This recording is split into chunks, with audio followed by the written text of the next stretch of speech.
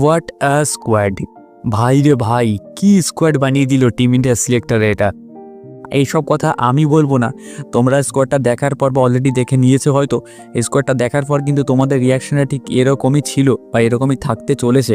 কারণ আজকের ভিডিওতে আমি তোমাদের বলবো যে টি-20 বিশ্বকাপ 2026-এর জন্য টিম ইন্ডিয়া যে সম্পূর্ণ স্কোয়াড ঘোষণা করেছে সেটার সম্পর্কে।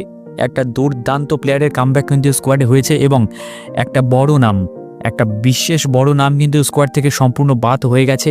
সেটাই বলবো ডিটেলসে আজকের এই ভিডিওতে।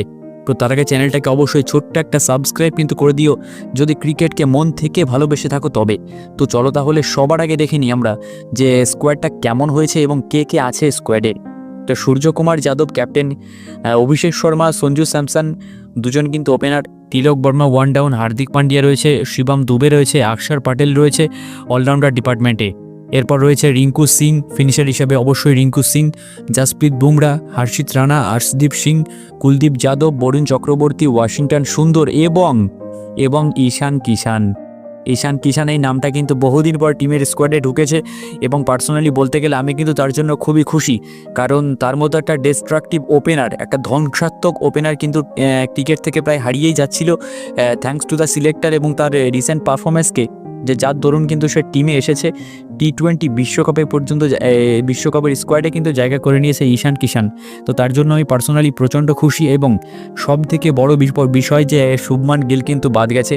অন্যতম বড় নাম শুভমান গিল, সে কিন্তু বাদ গেছে। আর তার বাদ যাওয়াটা কিন্তু এক প্রকার নিশ্চিত ছিল, কারণ তার রিসেন্ট ফর্ম কিন্তু খুব একটা ভালো না বলতে গেলে ভালোই ছিল না।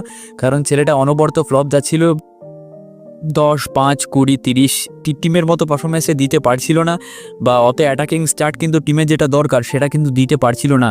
সেই জন্য শুভমান গিলকে কিন্তু বাদ দেওয়ার সিদ্ধান্ত নিয়েছিল সিলেক্টররা এবং তাকে বাদ দিয়েই কিন্তু স্কোয়াড করা হলো। তার জায়গায় কিন্তু এসেছে সঞ্জু স্যামসন, সেই কিন্তু ওপেন করবে।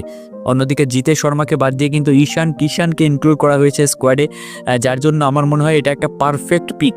এবার ঈশান কিষানের সম্পর্কে তোমাদের কি ধারণা অবশ্যই তো কমেন্টে জানিও। সঙ্গে স্কোয়াডটা কেমন লেগেছে, কাকে নিলে ভালো হতো, কোন প্লেয়ারটা রয়েছে বলে তোমাদের মনে হয় যে থাকা ঠিক না। তো সব কিছু যা খুশি তোমাদের মনে হয় অবশ্যই কিন্তু কমেন্ট বক্সে তোমরা লিখতে পারো। তোমাদের প্রত্যেকের কমেন্ট কিন্তু আমি চেক করি, প্রত্যেকের কমেন্টের কিন্তু রিপ্লাই পর্যন্ত আমি দিই।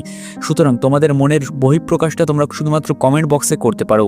তো দেখা হচ্ছে পরবর্তী ভিডিওতে এবং তোমরা কমেন্টে এটাও জানিয়ে দিও যে পরবর্তী ভিডিওগুলো তোমরা কোন কোন টপিকে দেখতে চাও।